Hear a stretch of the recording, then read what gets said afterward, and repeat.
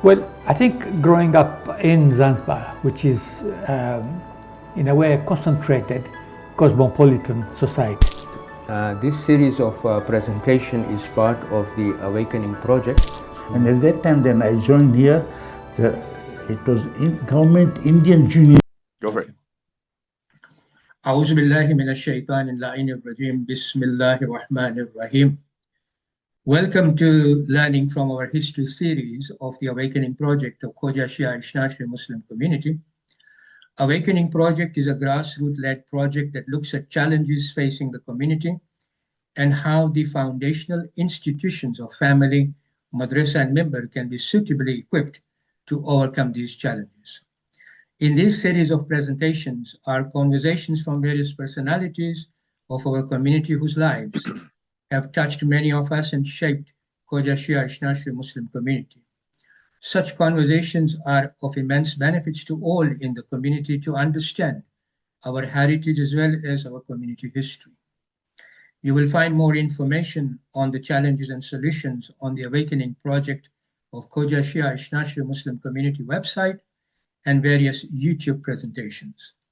Now I have with me Kumail Manji. Salamun Alaykum, Kumail. Wa alaikum salam wa rahmatullah. Kumail Manji was born in Tanga, Tanzania. His father, Muhammad Ramzan Ali Manji Wali, is originally from Tanga, and his marhuma mother, Raihana Sher Ali Qasim Ali Jaraj, was originally from Songdia, and his stepmother, Zainab Akbar Hashim, is originally from Zanzibar. He completed his primary and secondary education up to O levels at Popatlal School in Tanga, and completed his A-levels at Aga Khan Mzizima Secondary School in Dar-es-Salaam, Tanzania.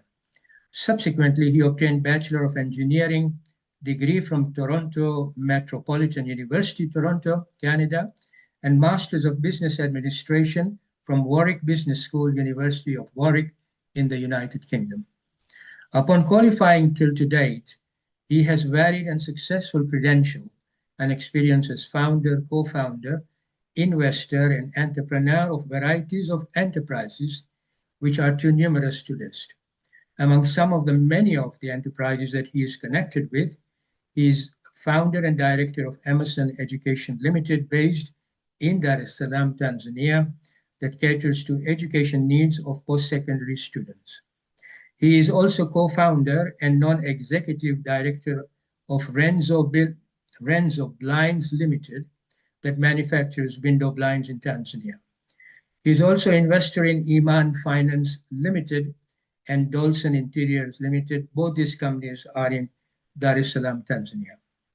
His community services began early from his birthplace in Tanga, where as a volunteer he was involved in Jafri Madrasa. Upon moving to Dar-es-Salaam, he joined Ishnashri Voluntary Corps to serve the community. From these early roles, Kumail progressed to serve the Dar-es-Salaam Khoja Shia Ishnashri community as a member of the Tabligh Committee, and chairman of Economic Empowerment Committee. He rose to become Assistant Honorary Secretary of Africa Federation and subsequently became the Executive Counselor of the World Federation of the Khoja Shia Ishnashri Muslim Community based in London, UK, and finally appointed as its Secretary General. His other voluntary contributions extend to be a member of Rotary Club of Dar-es-Salaam and Vice Chair of Jiba Dar-es-Salaam. He's a founding member and elected director of Tanzania Asian Development Association. In 2018, he was also a presidential candidate and ran a grassroots campaign for office of president of the Khoja Shia Ishnashri Jamaat of Dar-es-Salaam, narrowly losing to the incumbent. Presently, he's a member of the Capital Projects and Development Committee, ISIJ Toronto, it means Toronto Jamaat, responsible for all capital projects of the Jamaat, including the massive development of life leaves and seniors home building at 9000 Bathurst. He's married to Sayyida Murtaza Karim, originally from Dar-es-Salaam. They have two children, Rehana and Zahra. Finally, I'm happy to note that he has a professional proficiency in English, working proficiency in Swahili, conversational proficiency in Gujarati, Urdu, Hindi, and Kutchi. Although he hasn't put proficiency, I have.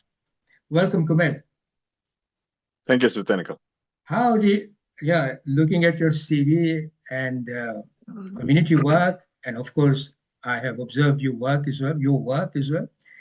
How do you do it? I mean, many of the listeners must be thinking, what is the magic formula Kumail has to run so many professional enterprises and community work for community institutions as well, and find time to relax with the family?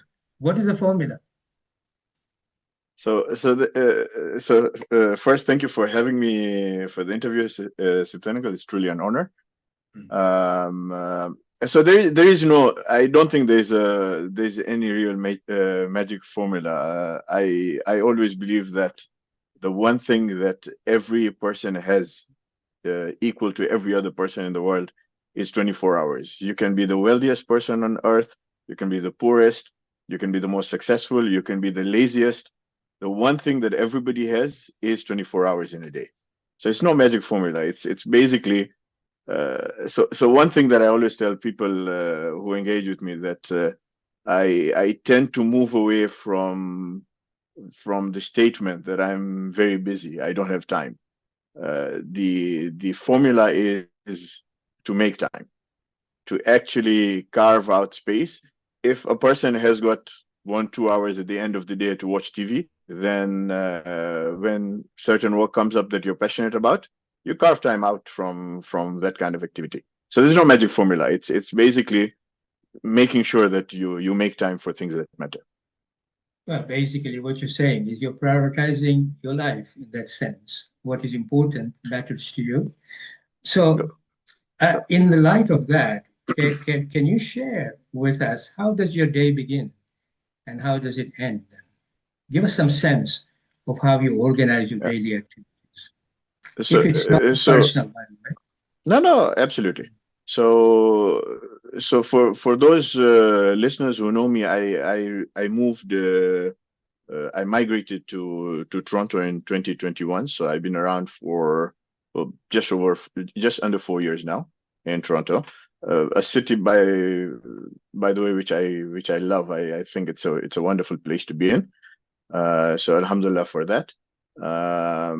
So my life right now is very different from the life when I was in Tanzania, because most of my businesses and my work is still based out of Tanzania and that time zone.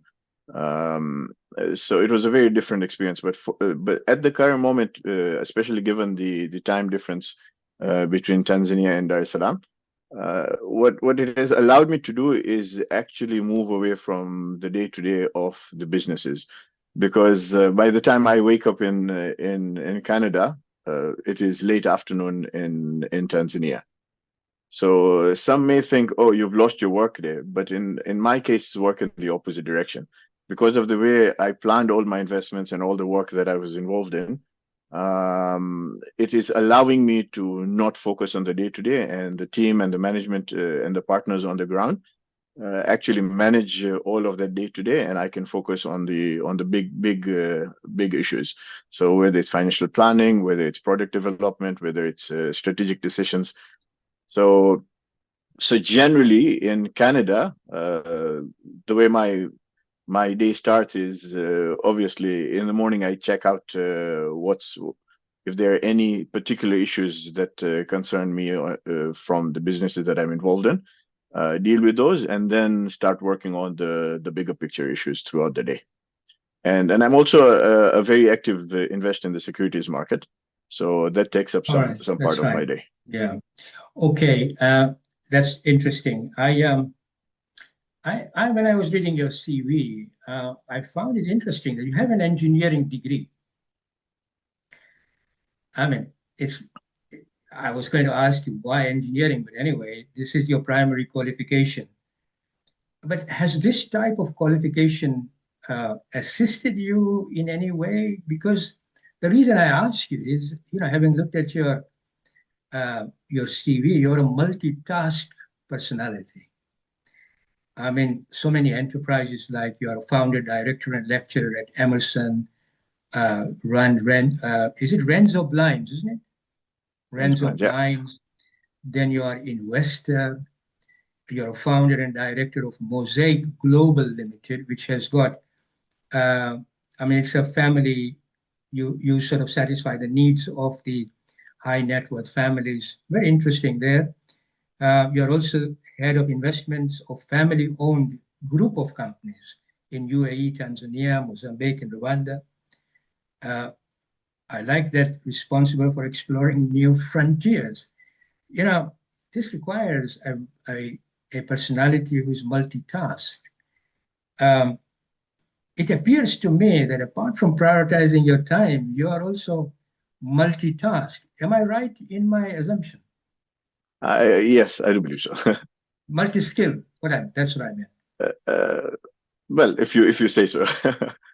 Well, I'd say so because unless you have certain skills of that nature, you know, the reason why I'm asking you is because man normally opens one file and then looks at it, deals with it, and then puts it back. Our co-gender, female, opens 10 files and they can deal with 10 files at one time. That's why, as a housewife, they're multitasked. They can do cooking, washing at the same time, and they're aware of everything. Man normally is single-tasked person, but in your case, I mean, you are blessed with this skill, so which is interesting. So, that's an observation. Okay. I want to take you back to your birthplace, Tanga. You were born in Tanga. How do you remember your early life? Particularly, I would like, I think our listeners would probably want to know the impact of your parents. I understand your mom died. Did she die early when you were? Yeah, I was around 18. All right, 18. Oh, okay. The role models at the time, teachers, community personalities that you can remember, did they have an impact and began to shape early on your life? Yeah, so a couple of things. I was very fortunate to grow up in Tanga, and it was at a time that the schooling. I'm not sure right now, so I can't speak for how it currently is. But at the time that I was living in Tanga, we had a very robust community, which right now has shrunk in size quite a bit. And the schooling system, the secular schooling system, if I may call it, was fairly good. Also, the popular schooling system and all of that. So I had a very interesting time growing up in Tanga. Some of my earliest memories, some of my earliest influences were in Tanga. So I'll give you a small example of a teacher. You know, sometimes they say that there are people who leave a mark in your life, and you always look back and you're like, you know what, this was the turning moment in life. So there was this was one teacher in grade 6 at Papatlal. Her name was Mrs. Vaz. Coincidentally, she was also the teacher for my dad and my uncle when they were. She had a very long and focused career in teaching, and I'm in touch with her to date. Because I appreciated her impact that I reached out to her, and I'm constantly in touch with her even today.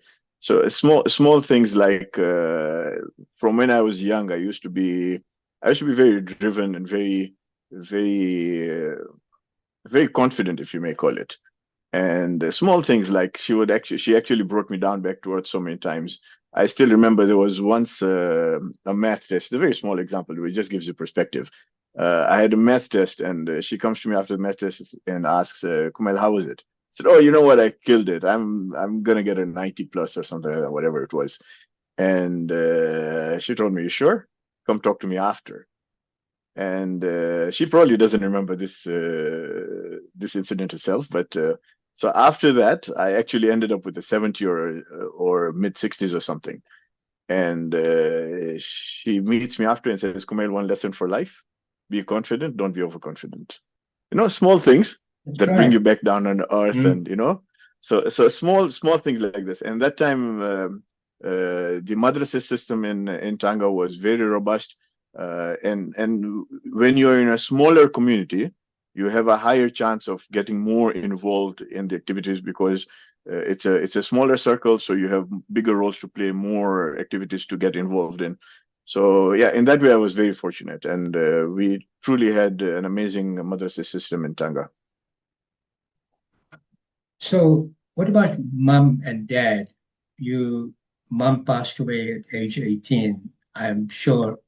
I mean, if you don't want to talk about that, perfectly understandable.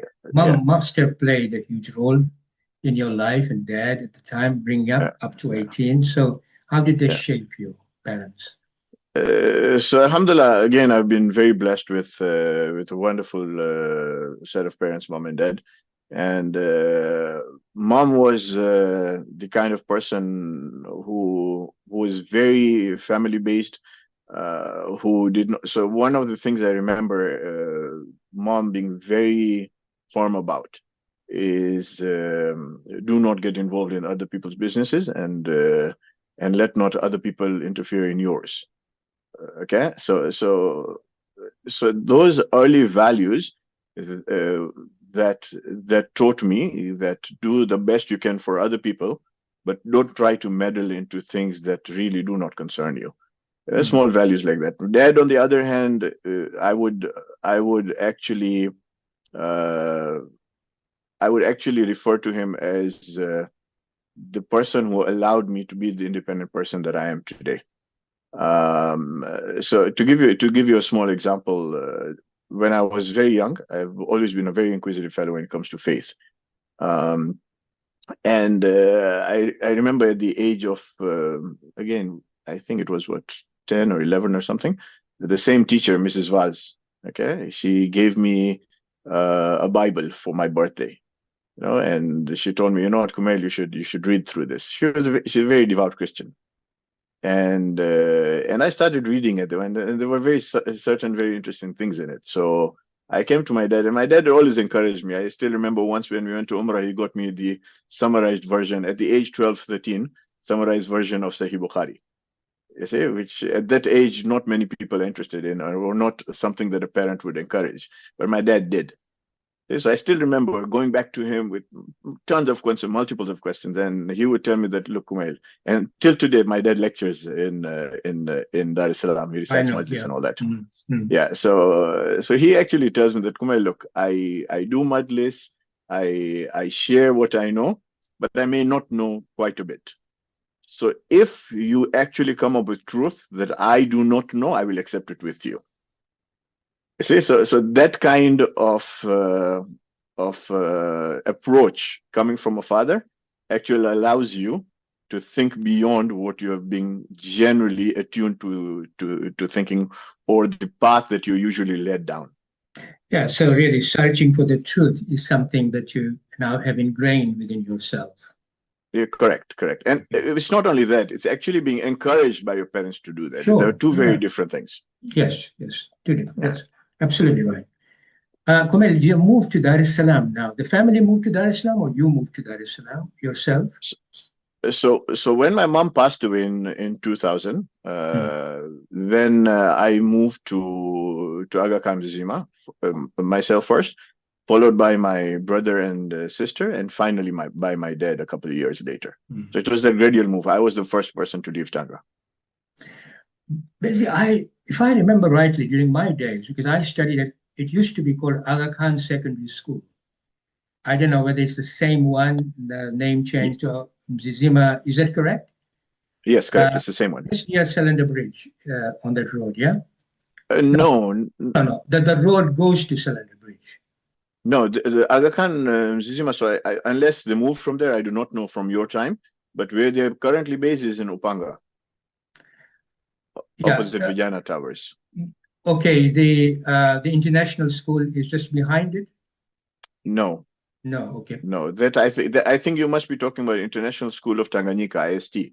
Yeah, IST, but the Aga Khan school that I attended, it was a government one of the sort of elite school, Okay. Azania and Aga Khan. It used to be known like that. Anyway, Okay. I'm but not you aware, ended yeah. up in Zizima. What was sort of life like going into a big community like Dar-es-Salaam? How did you adapt there? The ethos, the So services, the schooling, yeah, coming from Tanga, that is. yeah, so obviously initially it was a big change, but I've always found myself to adapt fairly well to new environments, and that time, thankfully, my Foy, who was in Dar, Latifa Kimji, and her husband Mahmoud, because I was on my own, so they took me in, and I stayed with them for a while, and yeah, I always thank Allah for their presence, because that allowed me to move, to move beyond Tanga, and that having a family when you're setting up a new place or setting up in a new city matters a lot. So their early hand holding really helped me a lot through the time in Dar. So sort of as you were sort of finishing your or continuing your secondary education, you had the opportunity to also sort of do a voluntary work within the community at that time or not? So I did not take up any major work at the time. Major, I do not mean that any work is minor, but I did not take up any formal roles. It was just the regular voluntary work that you take on, and yeah, so that's basically where I got involved in. Mm. And did that begin to inspire you into community life, would you say? Or after you completed your secondary and degree course that you began to think in terms of I would like to make a contribution at certain levels within the community? When did that picture began to arrive in your mind? So I think that ethos of voluntarism was deeply ingrained right back from my time in Tanga, and it did help that the fact that I was very close to a major community in Dar while I was doing my A-levels, and the fact that I was impressed with the Toronto community when I was doing my bachelor's. So Right. all of that combined gave me, and for senior leadership, if I may note, so when I used to live in, or rather when we used to live in Toronto, because my wife and I were married, we were studying together. So when we were in Toronto, my uncle Shabi Jairaj, the former president of Toronto, Yes, he I know wasn't him. yet, Yeah. yes, so he wasn't yet the president then, but he was very involved in community service. And I still remember he used to take us for Thursday Majlis or some of the, important nights. He would give us a ride. Obviously, as students, we didn't have a car then. So he would give us a ride, and throughout the ride, to and back, we'd have these deep conversations.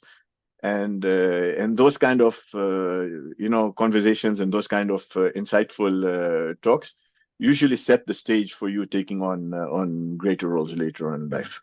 Makes sense, yeah. So Kumail, you then sort of, once you finished your A-level, you decided to come to Toronto. Why Toronto and not UK for your primary degree? So primarily because of the amount of family that I had Right. in Toronto. It was a sense of comfort more than anything else. So now, when you came to Toronto, what was your first impression of Toronto? Because now you're coming to the West and you're going to stay there. Presumably, you're married now. You got married, and then you and your wife came together to Toronto. No, so I came alone first. I did my All right. first year. I did my first year of studies, and over the December holidays, I was in Toronto. My wife was in my fiance then, if I may say, was in Dar. So we got engaged then, and then when I come back for summer the next year, so this was 2003. Right. Okay, and I remembered my anniversary year. Yay, points for me. So in 2003, when I come back over the summer, we get married, and then both of us we moved to Toronto. So that was the yeah. Okay, now I'm glad Yeah. I'm part of your remembrance of your anniversary. Kumail, so what I wanted to know, see, you come from a very small place, Tanga. Yes. Then Yeah. you went to Dar-es-Salaam, still East African Yeah. life. Now Correct. you've moved to Toronto. What was your first impression? How did you see life there? What was sort of first impact? What impacted you first? So my first my first impact, and this is again many a time when younger friends or youths ask me about my journey, especially the journey of education early on. I tell them that sometimes it's not even the degree that really matters. While degrees matter, it's a piece of paper that opens doors for you. But what truly matters is how you force yourself out of a comfort zone. You force yourself out of a small worldview that you've created in whatever city that you come from, whichever country you come from, and it allows you to challenge yourself in ways that you've never been challenged before. And to me, as soon as I landed, that was while Alhamdulillah I had the opportunity to travel. So it's not like I hadn't seen cities before. I hadn't seen but when you land with the intention of living here, it's a very different feel and experience. You see, and I landed knowing that the next 4 years I have to be here, and I remember the first impression was, wow, the world is much bigger than what I've been accustomed to. And Dar-es-Salaam Street looked smaller and narrower. Yes, yes, and the skyline looked much smaller right. also. Yes, much lower. Yes. Yeah. But sorry, and one other thing that I realized is how systematic life was in Canada. Like a small example that you would never see a traffic light not working in Canada. If it is not working in the morning, by the evening it's done. In Tanzania, It usually takes a couple of weeks. Small things like that. You see, what interests me is that you came to Toronto and then took up engineering, and then you went to United Kingdom and did your MBA. So, I mean, presumably engineering was something that you felt you can always go back to if some of the adventurous things that I may do, if it doesn't become profitable, I can always go back to my profession. Was that the understanding that you had created? Because to me, your acumen lies not in engineering but somewhere else. So interestingly, unlike the more technical engineering fields like mechanical and chemical and electrical, industrial is not really a technical form of engineering.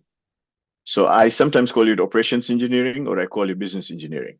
So I'll give you an example. Out of all the courses that I did at uni in industrial engineering, probably 30% were engineering courses. The rest of it was decision-making courses, was corporate finance, advanced corporate finance. So stuff that in a nutshell, industrial engineering is how to optimize systems to maximize profit. So the background was that because I'd come from a family of entrepreneurs, we had a manufacturing facility back home. I always wanted to be able to optimize systems to maximize profit, not from a mechanical point of view, not from an electrical point of view, but from a business point of view. So industrial engineering in reality is business engineering, in my view. I think you've created your own course there. Anyway. But some universities have actually moved the word from industrial engineering, which has the connotation of industry and machinery and all that, to operations engineering. Yeah, because they realize the connotation. Yeah, no, I think the world will have to go down the holistic way rather than a very compartmentalized way, because the compartmentalized way of thinking is no more serving the dimensions of humanity, which has got both the physical component and the spiritual, moral, aesthetic, and rational. So it has that this is where the world would have to go. Anyway, that's another discussion, Kumail. We can touch upon it offline if you like. But I can now see how that experience shaping you. But why United Kingdom for your MBA? Why not Canada? So University of Warwick obviously has, and the Warwick Business School has one of the best MBA programs in the country. You're well aware of it. And I wanted a program that I could do while I was based in Tanzania, because I did not have the bandwidth at that time to move for another 2 years or 3 years, because I had already investments in Tanzania. I was part of a few businesses. My family was very well established, and it wasn't a position to be able to. I wasn't in a position to be able to migrate. So University of Warwick has got a very interesting distance learning program that allows you to study from afar, but attend the university every so often, every couple of months, to actually study in person, because the standards do not allow just 100% distance learning. So that worked for me, and it was a program that was both very relevant to me, and it had a very good reputation, and the structure worked out very well for me. So given these three things is why I chose University of Warwick. Okay, now that gives us a very good background of your shaping of at least education, and I've teased out something that perhaps allows me to ask some more questions. Sure. Well, what I want to, I don't want to now, I want to go into community life now, community institutions. What I want to explore with you, the reason why I want to explore something very specific with you is because of the way you have served the community. As a boy, you served the community.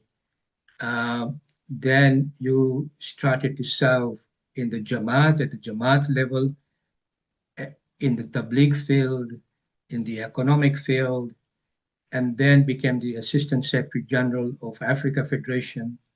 And you performed quite an important tasks, which allowed you to view at the Jamaat level, you viewed in a certain way. When you became Assistant Secretary General, you viewed your perception was slightly different, maybe completely different. Then when you became the Executive Council of the World Federation, which is a global body, that was a regional body, this is a global body. So as an Executive Councillor, you began to understand how decisions are made, what sort of challenges are coming across.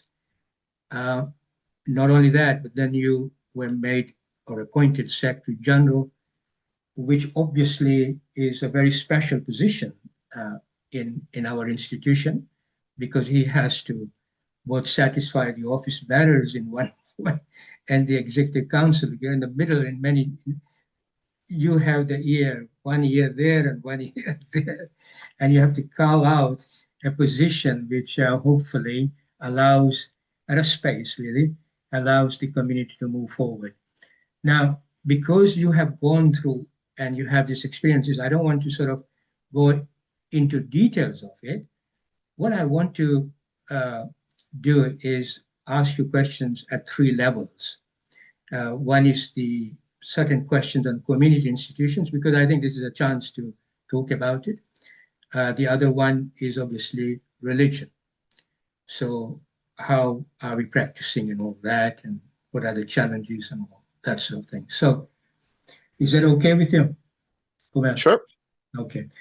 I'd like to begin with, we live in the 21st century.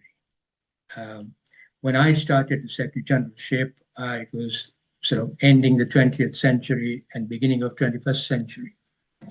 And I served 2 leaders. So I have my own sort of thinking there, but what do you feel? And I am the person asking you the questions now. So what do you feel our Khoja community's identity and goals should be in the 21st century? Just give me your thought process, or maybe your thoughts on that, What do you feel? I'm not asking your intellectual thing, but what do you feel our Khoja community's identity and goals should be today? So, interesting question. So the way I see it, how should I put it the best I can? Or I can put it in another way if you like. Shall I put it in another way just to sort of give you a bit more sort of broader range? Yeah, because the question is too broad, so I'm not. I'm not sure exactly where. I'd like to think it like that at that level. You've been Secretary General of the World Federation. How do you view in that case? I mean, it's the same question, but formulated in a different way. How do you view the current vision of the World Federation? And maybe we can tease out. So how do you view the current vision of the World Federation? At least because I wasn't sure with your question whether you're talking about the community or about the organization. But okay, now that you've narrowed it down. So after having completed my term as Secretary General, and I actually moved away because I do believe that sometimes after you finish a role, you take a hiatus, both for yourself and for the community's sake. Sometimes being on the sidelines and looking in may not be the best way to operate. So I cannot comment on the current exactly direction because I'm not. I have a community member's perspective, not an inner working perspective. So I would not be in the right. Yeah, but even a community member's perspective. But let me just come back to when I was in the organization working, because it wasn't too far long. Okay. The one thing that I find as far as our community is concerned is that we sometimes forget that we are a members organization, and we tend to be a little bit of everything for everybody, rather than being a lot for the members themselves. So to give you an example, when I was at the World Federation, and again, I understand that that funding generally comes in many a times pre-allocated through donors and all that. So not to fault on that, but you can see even from a financial, again, not from an activities point of view, that's another story altogether, but even from a financial point of view, majority of our funding would go into areas that do not directly or even indirectly benefit the membership, though it is things that membership would aspire towards, like assisting in humanitarian causes all over the world and all of that, which is really good to do. But as far as the focus and the work of the World Federation is concerned, at that time at least, I could find it that it was a little bit for everybody, but not enough for the membership itself. Currently, I would not be able to comment because I do not know whether that direction has changed or that focus has changed or not. But this is, if you ask me, when I used to be the organization, this is one challenge that I felt that the World Federation was going through. And that perception of a grassroots community member that, look, not much is being done, not as much being done for us, whilst we see that so much work is being done in communities which are non-Khoja in that sense, non-membership communities. Many a times, we cannot blame the institution like the World Federation because the donation, as you said, the donations are specified sometimes. They don't have much of freedom to move, and they still give out that, look, whatever donations we have received, we have used it, but they are obviously tightly managed by the philanthropist or may have specific condition or a religious obligations imposed on it. So, for example, a lot of Sadka money comes specific use, Sadat money comes specific use. The community's perception is that, look, all this money you're using it for, but then sadly, the executive council as well as the office bearers are bound by certain conditions and they have to deal with it. Nevertheless, I think that perception you're right, perception has to be removed. I think the membership has to be educated that, look, if we really want to deal with our members' issue, we want to remove the poverty, then we all have to have a good foundational funding. And I think we have to give credit to the institution that they have set up foundations fund, but as much money ought to have gone there, and it hasn't. But that is not to say that so many other things ought to be and should have been done for the membership. I'm just making a, would you agree with what I have said? Yes, I agree with you, and let me just give you a little background. So the Foundation Fund of the World Federation was actually started in 2010, I believe, at the conference in 2010, if I'm getting my timeline correct.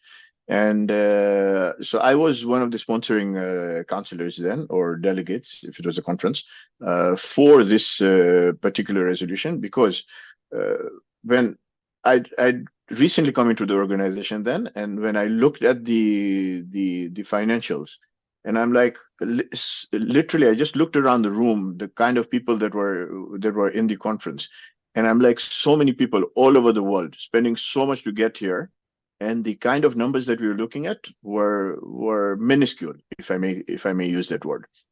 So that was the thinking behind the Foundation Fund, that we need to have strategic fund. Now, unfortunately, one of the things I hope that the Foundation Fund would have allocated towards was actually strategic funds. But what I realized was that the understanding was that the income from the Foundation Fund would actually go towards the admin costs of the organization. So to me, that was a wasted opportunity. And again, that's one person's, the way institutions work, it's the collective decision making that plays a part. Right, yeah. I'm just giving you a point of view, a personal point of view. I think that's a good sort of discovery for even our listener, how you were thinking at the time. I think it's important to relate that candidly, yes. So the whole idea behind the Foundation Fund, when we had actually sponsored it, was to the income to actually go into strategic areas for which pre-allocated funding does not exist, or it is very difficult to raise money for. So, for example, if you have a £5 million fund, and if you're making, let's say, 10% out of it, you have £500,000 to actually allocate towards strategic programs for the membership that is very difficult to either raise for, or you do not have pre-allocated reserves for, or pre-allocated donations for. But unfortunately, what happened is over the years, most of it was earmarked to run admin funds, to run admin fees. Again, I don't know currently how it works, but that time I felt it was a wasted opportunity. Apart from that, Kumail, I mean, when I was executive council, I'm talking about 1990s now, before we moved into 21st century. Yeah. I mean, the Foundation Fund was obviously publicized at the time and launched from mid-1990s. And we are now 25 years into 21st century. So we're talking about almost 30 years expecting the World Federation to have built up a good foundation fund from which both administration and strategic work can be done for the community. Why do you think, being a past Secretary General, why do you think that there's a dearth of people coming forward and sort of making sure that, look, the Foundation Fund has to be at that level for a community who is so rich? Allah subhanahu wa ta'ala blessed our community so much with assets, intellectual, material, financial, and et cetera, et cetera. And how come that we are still so much behind? What could be the cause? So one thing I look at, and on this juncture, again, I speak from back at the time. Sure. Sorry, some of the things that are not current that I'm talking about, I speak from a historical perspective. Out of your experience in retrospect. Yeah. So one person in particular I'd like to highlight is Sibtain Panjwani of Dubai, who really worked. He worked like tireless hours to make sure that we are raising funds. And majority of the funds then had come through his good work. So kudos to him, and may God bless him for that effort. But one of the things that I've realized, it's not only at the World Federation or Africa Federation or at Jamaat, but the Pareto analysis really plays a part. The 80-20 rule, whereby 80% of the funding comes from 20% of donors. And to me, while that is a reality in most organizations, if we truly want to grow our funding, we need to have to actually expand that donor pool. What happens is that when you have one donor giving $1 million, and alhamdulillah, it's good he's given, God bless him for that. But if one donor gives $1 million, the smaller donors feel ato million api didoche mara $100 masutase. So because we highlight those larger donors so much, okay, I feel that is also a sense of disengagement from the broader community, whereby they feel there is not much that my few dollars will do when the big players have given so much. So sometimes we need to re-look at our fundraising and truly go the funding through the grassroots, because it does two things. Not only does it at an aggregate, so for example, over 100,000 people, obviously not everybody will give, but just for argument's sake, 100,000 people, even $1,000 a person, that's $100 million. Now, I'm not saying, I'm putting it very, very superficially. I'm just talking about how grassroots numbers actually add up to be much more than a few larger donors. But the bigger issue here is that of engagement and of grassroots involvement, because one of the ways that people engage is not only knowing about what the organization does, but that $5 that they give towards the organization. There is that feeling of ownership. There is that sense of belonging. There's that sense of responsibility or of equity, if I may call it, that people feel, oh, I'm part of this organization. So broadening that donor base also allows that engagement to come. I think you're making a very interesting point, very good point here. And I want to sort of develop that a bit more, but I think I'd like to know your view first before we talk about grassroots relationship between the institutions and the ordinary membership and all that. What is your view of the current hierarchy of a community, World Federation, Regional Federation, and Jamaats? I'm saying it's a geographical construct. You see, one time we needed it. You were in Africa, they formed a regional body. Of course, Africa had its own evolution. And then because Africa had its own evolution, Nasimco and COID's evolutions were different. I mean, Jamaats were there and they were quite independent in that sense because by that time it was globalizing and all that, information was available, people could travel and all that. The regional federation didn't matter to that extent, but because we had a hierarchy already of working, Nasimco and COID formed. Now, do we still need a geographical construct like that when the functioning can be done quite easily between, I keep giving this example, Lindy and London, Tanga and London. Tanga people can come easily, have a breakfast here, and by night time they can have a dinner there in Tanga. It's as easy as that. I'm just giving you an example. Yeah, of course. So functionally, we may not need a bureaucracy of this nature. I'm just thinking aloud with you. Yeah. But what's your candid opinion on the hierarchical structure based on geography? I'm not saying that we don't need regional. I'm not saying we don't need world. Yeah, of course. What I'm saying is that we need a lateral thinking. That's what I'm saying. Yeah. So interesting that you bring up this particular thing, because if you ask me from a structural point of view, and again, this is like you said, this is not to deride any level. No, We're now just talking about from an efficiency point of view. Okay, from an efficiency point of view, from an efficacy point of view.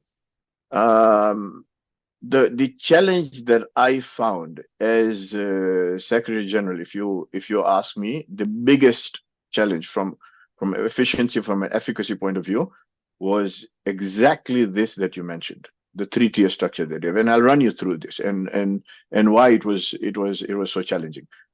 As you rightfully said, that for those viewers who, and you may correct me if my understanding is slightly faulty on this, because this is very historical, but following the Regional Federation of Africa Federation, the World Federation was formed because on that model. So when our forefathers set up the World Federation in the UK, the Africa was a regional federation. All the other Jamaats were singular Jamaats. And then given the structural challenges that come with one member being a federation and other being Jamaat, the natural progression went that, okay, now we need all federations in every region. At that time, because of structural issues, because of the fact that communication and all that was not as easy as it is today, all these regional federations formed. And they played a part and they worked in that space, or at that time, or until now. But now that you look at it, you've got Council of European Jamaats that is one layer of administration before we get to the Jamaats in Europe. NASIMCO is one layer of administration before we get to the Jamaats in North America. Pakistan Federation, for example, I think it's a federation of only 2 Jamaats or something like that. So just to give you an example, and again, I'm not making it as simple as I'm making it sound. I do believe there are nuances and some complexities on this. I'm just talking from a conceptual point of view. So, for example, let's take an example. When I was the Secretary General, there was one paper we passed recognizing that there is a challenge within our broader community, that we have individuals from our community getting married to individuals of other faith-based communities. Okay. And more often than not, we saw that the individuals from our community would actually adopt the faith of the other community.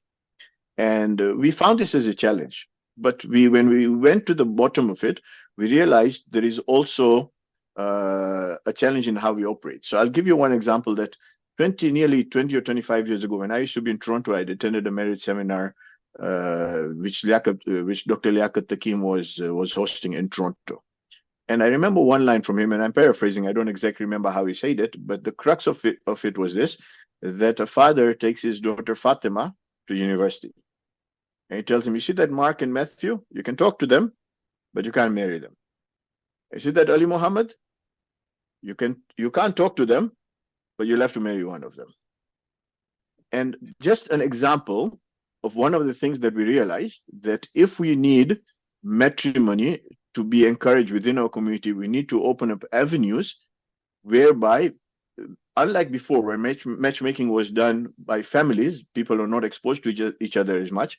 Today, youths are exposed at the workplace, at university, in so many spheres, on social media. So if you actually want them to marry within the community, you need to open up avenues that they can actually engage with the opposite gender within the community. So we actually came up with it. We wrote out a whole paper on it. It was passed at EXCO. Now what happens? Everybody knows this is important. This needs to be done. It's strategic, yet it's very practical and something that is urgent in some ways. It's stuck. The reason being, and again, through no fault of somebody, of any one entity or any one structure, but the fact that we have a 3-tier structure. So the paper has to be drafted by the Secretariat, taken to EXCO. The EXCO needs to adopt it. Once it's adopted, then all the regions need to work on it as much, as strongly, and as passionately as the Secretariat willed it to be. If they do not push it forward, then where it truly needs to work upon on the ground with individual Jamaats, it never happens. So you see what happened. This paper, so important, did not follow through to the place where it was supposed to actually get effected. And you can see this challenge is very, very prevalent in many Jamaats that they're struggling with, on how to make sure that matrimony is encouraged within the community. We actually have a paper with the process, with the suggested this thing that would serve as a guiding document. But because of this 3-tier structure, it did not permeate all the way to the Jamaats where the work actually needed to be done. So it's just a small example, but I hope it clarifies what I'm trying to say. No, but excuse me, Kumail, very important example. Let me give you the benefit of my thinking here, that in 2006, you see, World Federation, when I was Secretary General, and even after I departed from World Federation, up till 2006, we had boards. Now, boards were the implementing arm of the World Federation. So the strategic thinking was done by the executive, and the boards, which was supposed to be consisting of all the membership's representative. I'm not saying that they were 100% ideal and good, but I'm saying that they had a history behind it, and it was evolving, it needed tweaking and all that sort of thing. But that was the implementation arm of the Secretariat to carry out the decisions of the World Federation on the Executive Council. In 2006, the boards were dismissed and the Assistant Secretary General came into its place. Now, the strategic decision is made, but who's going to carry out the implementation? Regional may not have the time, and Jamaats may not have the time. They have their own priorities, although the thinking and the decisions were done together and jointly, but it doesn't have the what I call the interest element to actually carry it out. That's how I think, because they've got so many other things that they've decided within themselves that these are priorities. But this is where a good work, a young man giving a good strategic thinking in terms of a paper just remains and goes into the dustbin of history. That's how it is. And you see that we don't have the implementation out. That's why I'm now looking at, well, how can we now have a 21st century structure which can give us efficiency in functioning? And I think we have to leave it here because I've got another question. Can I just make a comment? Fine. Yeah. So I hope and pray that this challenge is actually seen as a very real challenge to the Executive Council. I hope down the road we do realize the inefficiency in the structure, and we actually move to one where I'm not talking about the World Federation as it is, but where we have a world body, and instead of having regional federations and regional admin bodies and regional, instead of that, we have the same regional offices or office bearers being representatives of the global body. So you still have grassroots elections that elect the regional offices, but they do not have a different institution. They're actually sitting at the world body and engaging directly with individual Jamaats and the world body through their work. That's one way of thinking. Yes. So that's one of the ways that I was looking at. That what we need to do is not eliminate the regional presence, but to actually make the regional presence at a global level, so there's direct connection from the global level to the individual Jamaats, and that makes things a little efficient. Yeah, no, Kumail, that's one way of looking at it, from the top down, of course. But what I think what we need to do is look at, now, let's see, this is the implementation we have to carry out at the grassroots level. And then from then onwards, go back, look at the processes of how that can be achieved. And if we look at the processes from the grassroots up to Jamaat, Jamaat up to regional, regional up to world, and what processes are needed to make sure that that particular thing is implemented, if we really put our mind to it, I don't think so. It is beyond our wit not to come up with a good process and a good functioning process that can be, with trust and respect, we can carry out a lot of things that we strategically think globally. Anyway, Inshallah. I think we have to stop here. I have another, because we brought grassroots. Now, it's very important. The connection between the grassroots and the Jamaat, grassroots and the regional federation, grassroots and World Federation. I think that relationship, sometimes, when I put my ear down to the grassroots level, I get this feeling, Kumail, that look, Jamaat matters to us because it's more relevant to me. But when it comes to regional and world, it doesn't, it's not that relevant to me because I can't connect with it. And as it is, there is a bureaucracy there. Jamaat cannot be a direct member of the World Federation. It has to be through regional. So I think that we also have a very, as you brought up actually, with that money issue, money discussion that we had, that grassroots feel that, look, if I can have a sense of ownership of regional and world, it matters to me then. But if I don't have that sense of ownership, if tomorrow Regional Federation packs up and World Federation packs up, it doesn't matter to me because Jamaat is more relevant to me. It provides me with my marriage, death, Ramzan program, Muharram madrasa, all that is more important to me. So this is how the thinking is, and we need to change it. We need to make grassroots more relevant to all our institutions, not to go into this argument that, look, membership doesn't have a role to play in regional, grassroots doesn't have a role to play in regional or world, because the members are the Jamaats, not the grassroots.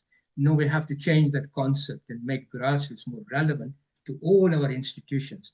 I'm just thinking, what's your take on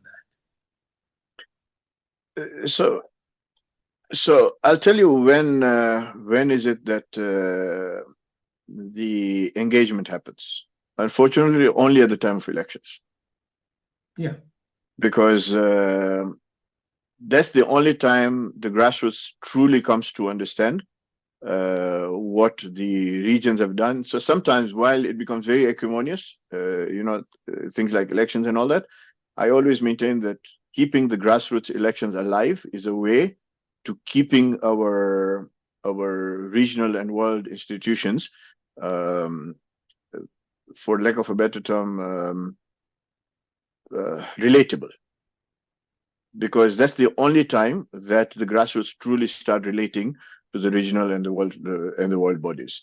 But again, I come back, and not to sound like a broken record, but I truly believe that one of the reasons that this engagement doesn't happen is sometimes because of the, I wouldn't say conflicting, but because of the different priorities of the different levels. So the Jamaat may have a very different priority or a very different understanding on a particular matter than the regional federation, which in turn would have a very different understanding or outlook from the world region at any particular point in time. And because of those opposing, if I may call them, views, or not even opposing, but not complementary views, you can see that that sense of ownership does not come through because it does not permeate. See, I'm not sure that I'm coming through clearly in what I'm trying to explain. I take your direction, and I just want to sort of add a little bit more. Kumail, we have compartmentalized our community into Jamaat and then regional and then world.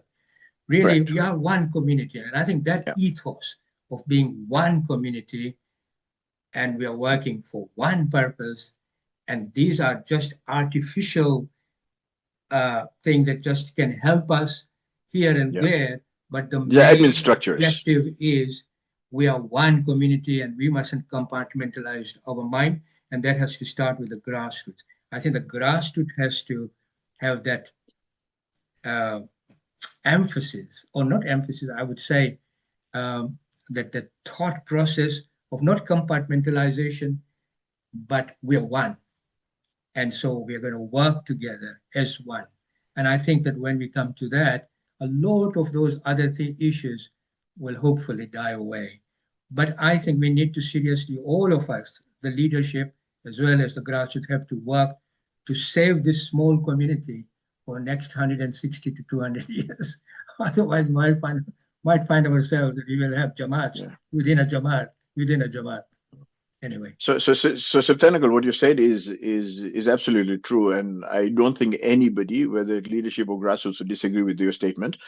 The challenge that we've always found is a how, and that's where we get stuck. It's the how that is, because when you've got differing priorities, when you've got differing approaches, then to engage the grassroots in a uniform, in a unified manner, in a consistent manner, is a task not even uphill. It's just an impossible task. So we actually need to come with very tangible and very real ways of doing it, because what you said in theory, nobody would disagree with. Everybody agrees with. No, But see how that's important. But that's the reason why I asked you my question about hierarchy. Yeah. You know, the geographical construct. Yeah. Those boundaries have to go. Yeah. It's as So simple you as that. When I say those boundaries have to go, from our mind, those boundaries have to go. Yeah, agree. We may have constructed it for the purpose of efficiency, but then we are losing efficiency because the element, that main objective that we are one community somehow is undermined. And I think that needs to be brought up front. That's my point. Anyway, can I move on, Kumail? I have one question before we come to the religious aspect of our community. Okay. You know, Palestine has been a sensitive issue, not just for Khojas, but wider Islamic and religious community, particularly those who are based in the West. I don't want to go down the route of rationality and the reasons for it. You know, my understanding is that particularly Sunni community are much more sort of quite vocal and active, organizing protests and speaking out. I may have got it wrong, but this is the perception I get. I'm just thinking aloud with you, how can we stand up for the oppressions that is happening now in that part of the world? What can a Khoja community, our community, do than just sort of say in the Juma khutbah and all that? What can we do actively rather than just be a passive sort of, I wouldn't say bystander, but have a passivity has a passive sort of approach. And again, you know, the question is this conscious is biting? Is this morally? I mean, it's not morally right. We must do something. I mean, we all feel must do something. What? What is the way forward? I mean, we stand with the values of Imam Hussain alayhi salam, and we want to do something. And what's the way forward? Do you have any sort of idea? I've just brought this up because it's a contemporaneous issue. Yeah. So allow me to get a little philosophical here. Fine. The issue of Gaza, of Palestine in current times is something that sometimes you feel a sense of helplessness. Okay, because you see constantly all the atrocities happening, and you know that there isn't much that as an individual you can do. Okay, now, while there is value in speaking up, while there is value in certain ways of boycotts, etc., while there is certain value in organizing protests, etc., my personal view, and again, like I said, I'm sure many will not agree with this, but my personal view is we need to do things that are actually active rather than passive. So let me come to what I mean by this. Protesting, coming out on the streets, all of that may have value in it, but actually taking out your checkbook and writing a check has much bigger value. And sometimes in the process of doing things that are passive, like I'll boycott this, and we feel we've done our work, and we don't really do the active work that actually makes a difference. So that's one. But beyond that, let me tell you what I meant when I said I want to be philosophical today on this particular issue. Sometimes we look at what's on the media, and this is in no way to minimize what's happening in Gaza. It's sad beyond anybody's imagination. But I'm talking about what we can do. So I believe, and again, this is my own individual thinking, that on the day of judgment, we will not be asked as much about the Gaza in Palestine as much as the Gaza that is within our own circles and within our own areas of influence. So I'll give you a small example. We cry about homelessness in Gaza. And for example, when I used to live in Dar-es-Salaam, there's homelessness right down the street. When you're talking about hunger and malnourishment in Gaza, there is exactly this right down the street. When you're talking about, let's say, ethnic cleansing in Gaza, there is one just a country away in Sudan. My point is that every one of us, whether you're in Toronto, where you have homelessness within your city, maybe at a higher level of homelessness than a homelessness in, for example, let's say in Gaza or Dar-es-Salaam, but still homelessness. I believe that our true role is to figure out which our Gaza is or what our Palestine is and work on that.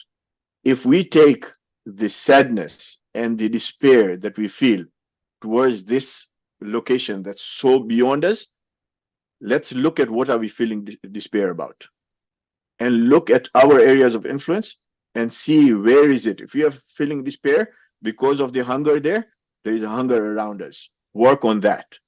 That is what you'll be questioned upon. You will not be questioned upon, and again, in my humble understanding, you will not be questioned upon a Gaza that was thousands of miles away. You'll be questioned about the Gaza that's right in your neighborhood.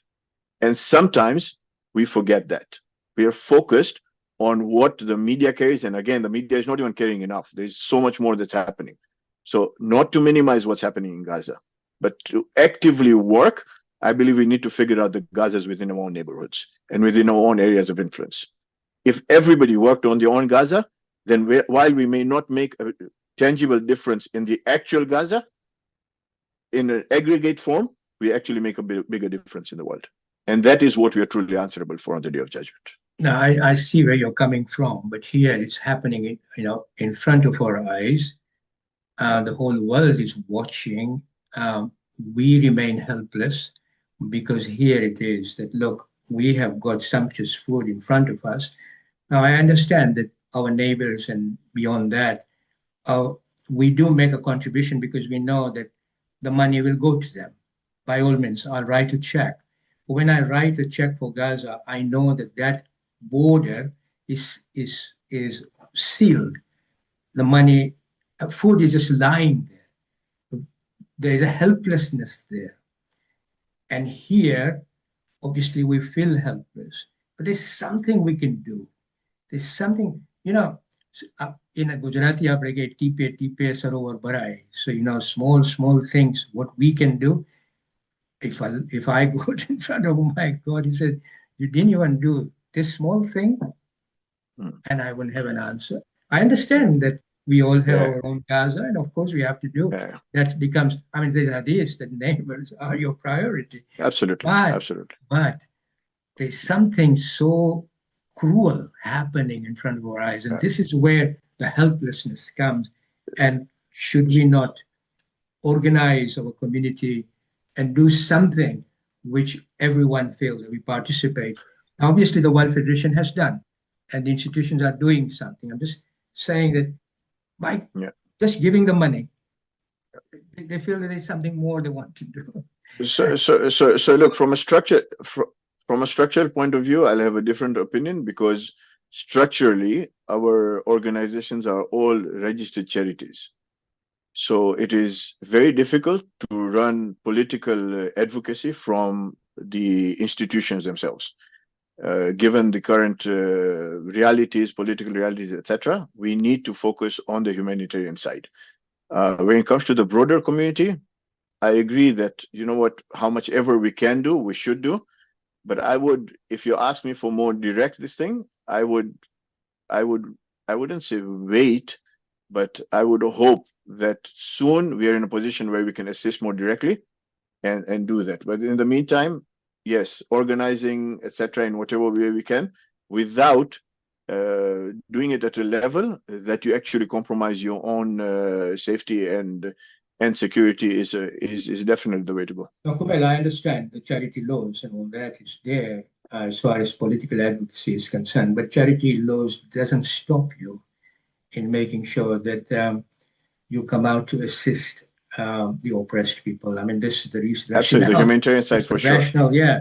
And you can speak out from the humanitarian angle to say and make your voice heard like that. You go out on a humanitarian basis and not on a political, ideological basis, but humanitarian. Even that, our institution must understand charity law doesn't bar you from doing all these things on a humanitarian basis. That's the reason, the rationale behind charity law. So you can speak out the injustices that are happening there on the basis of humanity and the essence of humanity. That is the point. But anyway, shall we now go? Otherwise, I mean, the time is going on, and I need to also have another discussion now on another topic related in a way. Sure. Do you mind? You've got time? Yeah, please. Yeah, I have all the time. Come to now religious aspect. Someone who has worked, I'm talking about you now, for community institutions, and is involved in youth discussions. What do you feel are the sort of current religious challenges facing our community? And do you feel that are we effectively meeting these challenges? And if not, why not? I mean, I've combined these two. I hope that you can sort of comprehensively deal with it. Okay, so again, speaking from experience and from the little that I've engaged with a number of groups, youth and otherwise, there is the time that we live in. We have access to resources, to text, to books, to conversations that we've not had back in the, let's say 20 years ago, 30 years ago. The only place where you got your understanding of faith and spirituality was the member. And I remember my dad would take me and make me sit by his side, and what the Maulana said was absolute truth, and there was no truth beyond the truth. 30 years onwards, or 20, 25 years onwards, things have really changed. Today, most people engage with a member, probably 1% or 2% of their intake, the data intake. Majority of it is through WhatsApp, through bite-sized information, through YouTube and all of that. And that the absolute truth of the member is not the absolute truth anymore. So the conversations that are happening beyond now, I wouldn't say question, but want to engage at a level that is just not the unidirectional approach of the member. While it has a place, I'm not saying it does not have a place. The member always has a role to play within the community, but we need to realize that sometimes what we do is, let me just digress here. Sometimes whenever anybody talks about, okay, you know what, is this working for the community? And immediately you'll have people saying, tamajo ketla jana transomana swata Imam Bargama. We do not realize that these are the same people who will mostly attend the community events, but they're not truly representative of the broader community. So take an example of Toronto Jamaat. Okay, you have a membership of 4,000 here. Okay, on a regular basis, 300, 500, 800 people, unless it's a very special night, then the congregation is much bigger. But on a regular basis, the understanding that the community is the community that is seated in the hall, okay, is sometimes us saying that this is the only community that we care about. While there's a broader community out there, because they're not attending because of their own obligations, familial obligations, or other time constraints, or sometimes because they feel that what is being relayed is not fit for purpose in their life, or sometimes they actually disagree with the rhetoric that is being presented. So I'm not saying which is the right way. My point is that the people in the whole and those who are content with what is happening are not truly representative of the broader community, even though we may want to think so. So I do believe that broader engagement needs to happen. Now, I do not mean superficial engagement. So I'll give you a small example. Today, with a lot of people or a lot of youths, not only youths, even the elderly, I know so many elderly who's got thinking that would be in total disagreement with many of the things that are being recited in the member today. Okay, I'm not saying again who is right, who is wrong. The point I'm trying to make is that superficial engagement is, here is academic proof why we are right. Here is, you know what, this hadith why we are right. Here is how the Quran says we are right. That is still not engagement. That is still trying to make sure that your point is understood above everybody else. True engagement is actually reaching out and saying, okay, you have a different point of view, you have your own evidences, you have your own research. Can we see it? Let us share ours with you. Because the search for truth does not matter who speaks it. The truth remains the truth regardless of who says it. So if we are truly in search of the truth and we want to get as close to the truth as possible, then there is no other way but to engage.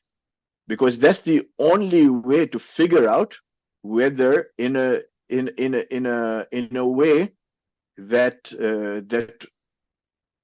opens up avenues to bring a lot of these community members back is through engagement. Because if we do not do that, then you actually have 2 or 3 or 5 different streams that think they're on the truth, yet they are sometimes diametrically opposite.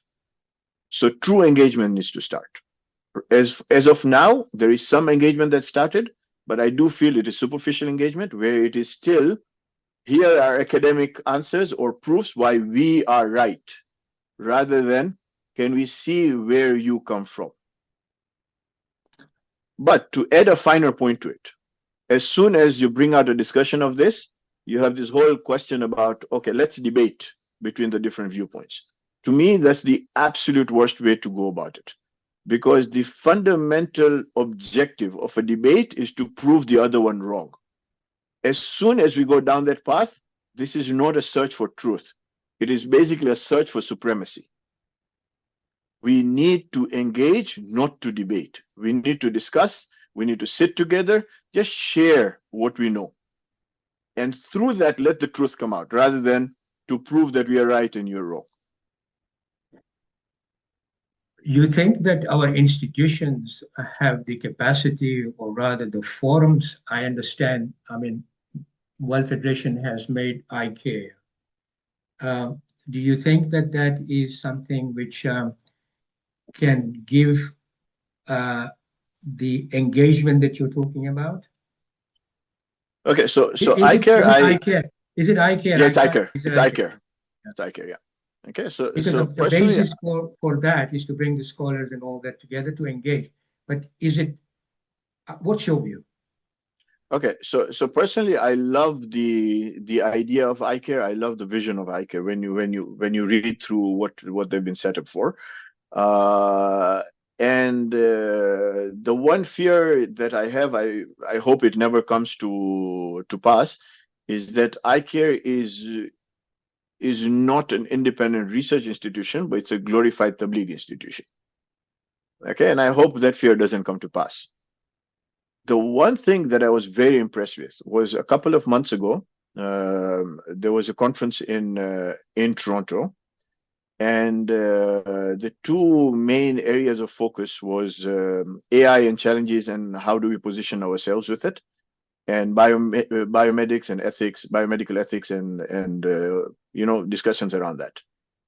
And when you attend those, unfortunately that weekend I couldn't attend throughout, but the little bit that I was there, the few hours that I could attend, I was unbelievably impressed, because we unabashedly, without any hesitation, brought about things that generally can never be brought about. You cannot talk about it, like euthanasia and the possibility of pulling the plug. a Muslim to have that kind of discussion is heretic, is heresy in some ways. Okay, but the idea was not to encourage that, but to actually talk about very real issues across so many different viewpoints, and then see, based on our faith, our spirituality, our sources, practical reasons, real familial issues, how do we bring about a point of view or a system or a solution that works to the best of all these different stakeholders on this particular issue. When I saw this, I'm like, why can we not do this on matters of faith? Why are we so scared? And we are ready to open up such frank discussions, some discussions that can be considered heretic in some circles, on issues that are not theological, but yet we are not ready to take a same approach, but rather a directional approach, if you know what I mean, on issues of faith. So when you ask me what I care, I have, inshallah, huge hopes for it, given the vision for it, given the vision of it. And I hope down the road, the way they have had very open and frank discussions with different stakeholders on issues that are non-theological, I do hope they recognize that they're genuine. And sometimes, whenever another understanding is brought out, immediately they're labels, oh, alternative thinkers, oh, these are deviant thinkers, and all of these labels that come about, without actually taking a very matured approach and say, oh, there's a different viewpoint out there. Can we listen to them? Can we engage with them? Maybe there is value in what they're saying. And if there isn't value, then your evidence will counter and will outweigh the evidence that has been brought about by these people who do not agree with the current narrative that is being spoken about. We will, at the very least, we will move closer to the truth by presenting of all evidences. And if that is the objective, then I don't see why we shouldn't go down that path. Yeah, so why such engagements is not happening that you described? Yeah. So again, I cannot question, or I cannot point to intentionality when you say why. I can't, but I do believe that when it comes to theology, when it comes to matters of faith, there is a greater fear that if different viewpoints are presented, it will confuse people. And there'll be, so that's what I'm saying. I don't agree with it, but I have a feeling that that is the, and again, I could be wrong, maybe they're different to these things. But my understanding is that there's a fear that if on a public forum, different viewpoints are brought about, then it may tend to confuse. As far as I'm concerned, it actually brings people, I do believe the general community is wise enough to see the evidence being presented and see that evidence and drive to their own truth and their own understanding in front of Allah. To me, not doing it is actually imposing our understanding to be the absolute truth, which it may not be at times. And the fact that there is senior scholarship that does not agree on every position in a uniform manner tells you that even within senior scholarship, there's difference of opinions. And generally you'll be told, yeah, but Hozama Mukide. Okay, fine, Hozama Mukide, but which senior scholars' opinion do we then make a standard? You see? So let that discussion permeate through to the grassroots. There are people who will not engage with it. That's fine. They can take the narrative that they want to keep. But there is a growing segment of the grassroots that want to engage at that level. And I think we should allow this to happen. Isn't that, Kumail, I think we are talking candidly here, isn't that a danger to the community in that sense? Because if a community cannot provide this type of platform where a young man is seeking certain answers or may feel that he wants more than that, what he's getting. And if he's not going to get it from our community, he's going to get it somewhere else. And isn't that a danger then? And do you think that that danger is already with us? So I wouldn't see it as danger, because to me, what word would you use then? So I think it's a risk. I'll tell you why. No. It's there is a very, danger. it's very Yeah, danger. okay, go on. Danger I don't want is. I don't want to go into semantics. Yeah, I don't want to get to semantics. No, I get it. But so there are multiple risks involved here. One is the risk of moving away from the community. One is the risk of not getting to the truth, or at least closer to the truth. One is the risk of getting sources that are actually corrupted because we don't have engagement at the. So these are multiple risks. There is no one danger. That's the point I was trying to make. I wasn't getting too semantic about it. No. Okay. Yeah, you see, so there are multiple risks involved in doing this. And in my engagement with a number of people, you can see that after every lecture, they go through introspection, and there's so many things that they wish that some level of feedback or engagement on that actually expounded, but unfortunately, there are no platforms for it. So they then end up on YouTube, on WhatsApp, and sometimes they get the answers, sometimes they get wrong answers, sometimes they actually get disastrous answers. And well, because they don't have a platform within the community, that's the sources they seek. So, I mean, I just want to extend that a bit. Then in that case, if the youths go to and listen somewhere else, how our leadership understanding of something like what you've just described, that the youth would move away from what he's hearing in the community, and he's going to hear somewhere else. And if that somewhere else is providing him with more sort of answers which experientially he feels or innately he feels that makes sense to him, do you feel that, I'm going to use your word now, that there's a risk here that the whole concept of a member and the function of the member gets, in a way, I don't want to say undermined, but becomes weak in the sense that it's not sort of putting forward the contemporaneous understanding and the challenges that it must provide solutions to and answers to.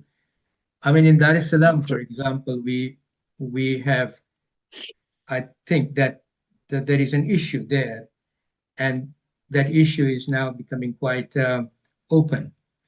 How do you think that we can tackle? How do you see the whole thing can be tackled in a way that can engage and then, of course, mitigate some of these divisiveness and all that? You say, have you got a view on that?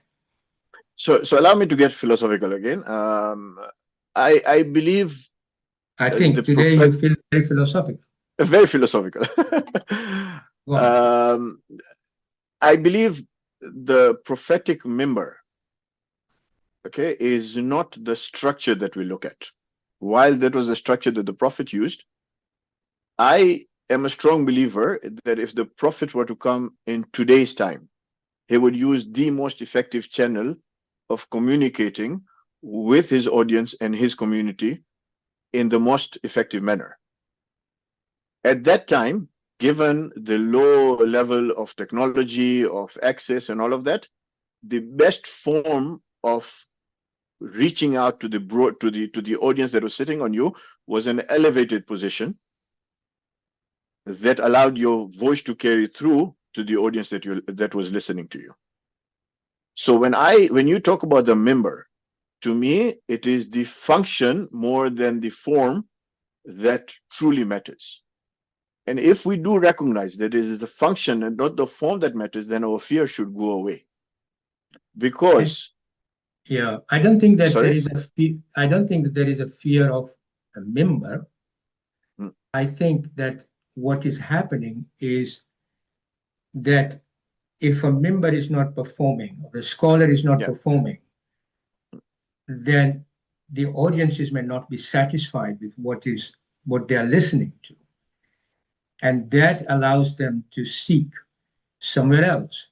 Again, he may be sitting on a chair, but that's for him a pulpit.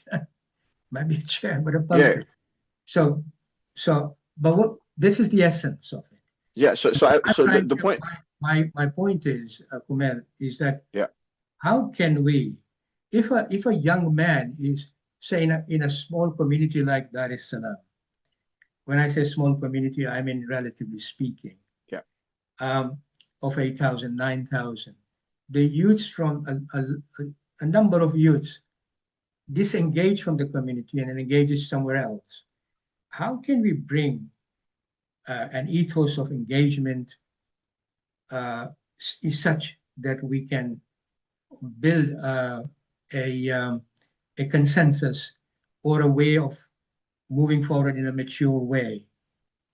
Do you have any idea? I think it comes from first acknowledging that we may have some of the truth, but we may not have all of the truth.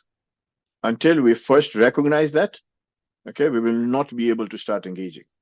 We actually need to consider the possibility that the narrative that we know currently may be some of the truth, may not be all of the truth. Until we start on that approach, that is applicable to both sides. In that case. Case. Absolutely. And which is why engagement is needed. Right. Which is why both sides, not only both sides, there are 5, 10 sides to this, on any issue. No, but I'm talking about at the moment, let's make it simple. Absolutely. Both sides, yeah. Absolutely.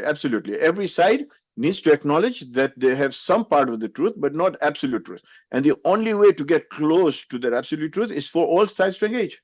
So until we first acknowledge that possibility, okay, we will not. Because if we do not acknowledge the possibility, then the only engagement that we have is to throw evidences why we are right.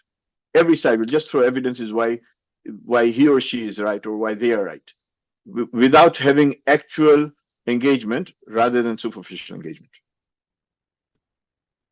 So basically, a good research, for example, and sharing of sources in a transparent way is very important. So it's not even simply that, Sibtain uncle. Sharing of sources is very easy. We have to begin somewhere, haven't we? We have to begin somewhere. If I'm going to do a lecture, yes, well, yeah. If I'm going to do a lecture, I must have a good research behind my talk. And if I have a good research, I must share it in a way which is transparent and which is equitable in many ways, which have taken all the approaches and say, look, there are not one way here, but there are 2 other opinions here, rather than be dogmatic in any way. So it has to begin with scholarship and a scholar's way of putting across whatever his research is. So that has to, I'm talking about anyway, basically. But if we begin with, if we begin with that, right and knowledge, and this should not be, what I'm gathering from you, this good trait of sharing knowledge should not be behind closed doors. What you are saying is that the public in 21st century, with information available in the social media in a wide variety of ways, our member, or rather, I don't want to say our member, but the scholarship that climbs upon the member can become obsolete if they are not able to satisfy the contemporaneous challenges of today. So if you say that this would be a starting point, yes, I would agree. I mean, what that else? For sure. No. So for a starting point, and I'll give you an example of one scholar that I like who takes that approach very, very, very nicely. Okay, he's not a mainstream scholar who comes to the Khoja centers, but I'm sure you know of Sheikh Haidar Hubullah, for example. If you read his work, okay, his work generally does that. Takes both sides, builds both sides, and then comes to a conclusion for us, the reader, to figure out where the truth may lie. But I'll tell you one other challenge that I find. More often than not, if you go to, so it is not only about engagement and providing of resources, but also what we talk about these days, whether it is fit for purpose. More often than not, you go to a Khoja center today, or you go to a Shia center today. More often than not, the scholar will either be defending what we believe in, or attacking people who do not believe what we believe in, or something along those lines. I'm not saying that's everybody, but broadly that's what you will see. And the community or the segment of the community that is not constantly attending the center does not connect with this. Those who do will connect with it in any case, because that's what they do. They will always attend regardless of the content that is presented, which is admirable. But there's quite a bit of the community that is not connecting with the message. We should also not only now talk about engagement, but actually look for topics that are fit for purpose for the broader community, rather than just a segment that likes to listen to the same stuff that's being addressed most of the time. I think the community is obviously changing in that sense. I mean, the more of a contemporaneous nature of the subject matter are being, but more needs to be done. I accept the fact, and of course it has to be done in a evidentiary way. It has to be done in a transparent way and not behind closed doors, thinking that our community will be confused and all that. I think those thinking like that may be undermining or not respecting the common sense of the listeners who are listening. I think Quran is there not for scholars, but all of us. And Allah subhanahu wa ta'ala has said, look, all of you read the Quran, and your common sense will let you come to me. I want to sort of ask you this, Kumail. The issue of you sat to make member guideline. Am I right in your? Yeah. What is your view about the community using banning and ostracizing scholars to deal with this issue? What are your? I mean, when you were constructing the guideline, did you have that in mind? That, or did you talk about alienating a scholar because of the views and how we can deal with it, although he may have some good evidences and all that? What are your suggestions in order to navigate a different religious opinion in the community, as youths can access this different views and opinions anyway on the online social media? So you were Secretary General doing member guideline. How did you view this banning and ostracizing? We're just talking candidly, not reflecting on anyone's position of anywhere, but just your view. Yeah, so just to give a context to the listeners, that when I was Secretary General with Sheikh Kumail Manji, who was the head of Islamic education then, we came up with a paper that was passed at Exco called the Member Guidelines. And that was, again, one of the, while we talked about it, just to make a point that did not permeate into the Jamaats because of, again, the inefficient structure. It could be many other reasons, but one of the reasons is that it didn't go through the grassroots. But the broader idea of the member guidelines was a structure, because there was an acknowledgement then that anybody could sit on the member and say anything, and in the local community that they're part of, that is considered as gospel truth. Because whenever anybody says something from the member, the common man feels, oh, this has to be the truth. That's how it's being spoken from the member.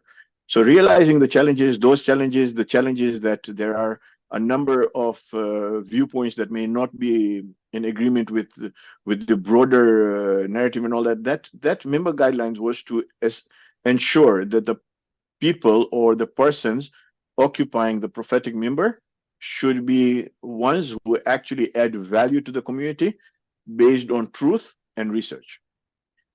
As far as banning and all that is concerned, I think from my earlier comments, it's very clear that I do not agree with that, because whenever anybody brings about a different viewpoint, I don't like to use the word alternative, because if you use the word alternative, that automatically implies that the current narrative is right and the other opinion is not. It's an alternative opinion. So I don't like using the word alternative. The word used is mainstream now. Correct. In fact, I don't even call it mainstream. And that's an alternative.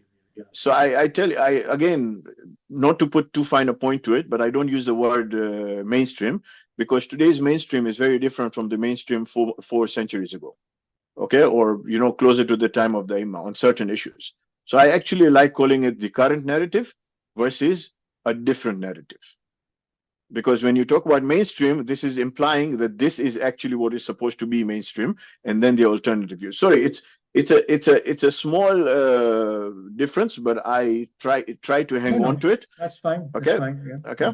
So those people who have a different viewpoint from the current narrative, okay, are ones that we need to engage with to see whether do they have a position that is closer to the overall truth or not. If not, then actually show them that they're not.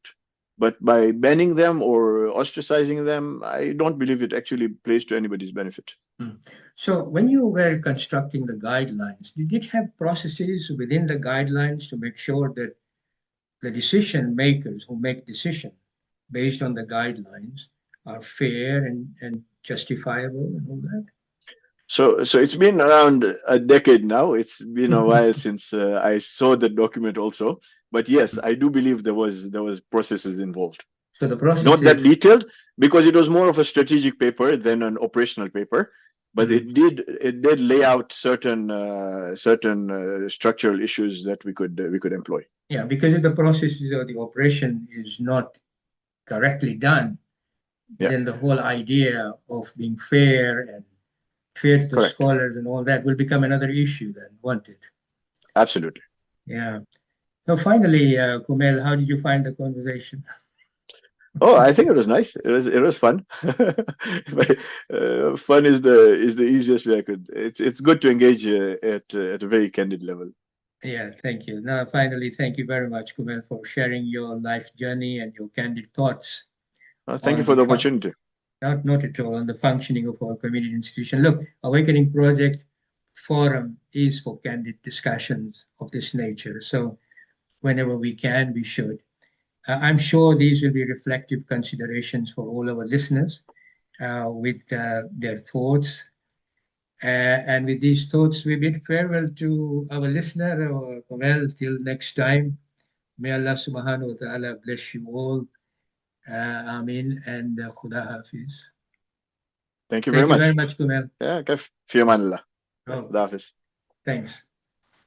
Okay then, that's it then. Inshallah.